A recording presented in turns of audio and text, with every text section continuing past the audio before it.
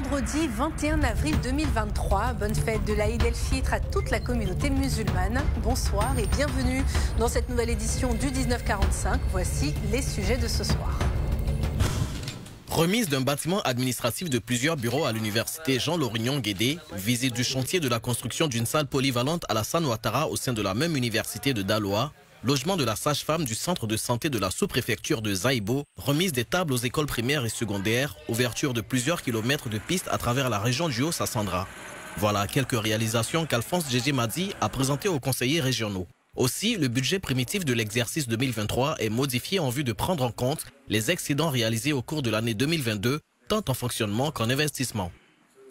Nous avons besoin de beaucoup de moyens. Ce qu'on a, on essaie de faire ce qu'on peut avec. Mais le territoire est vaste, les besoins sont énormes et nous aurions besoin de beaucoup plus de subventions, de beaucoup plus de moyens.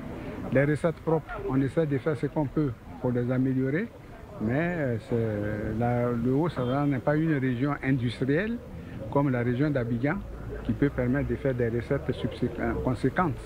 Mais bon, on se contente de ce qu'on est.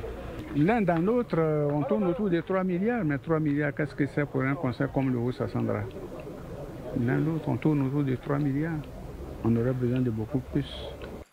Dans ses propos liminaires, le président du conseil régional a évoqué des difficultés liées au mode de répartition des subventions de l'État qui ne tient toujours pas compte de l'importance démographique de la région du Haut-Sassandra, qui pour le moment est la région la plus vaste et la plus peuplée juste après le district d'Abidjan, avant d'émettre le souhait d'une répartition raisonnable.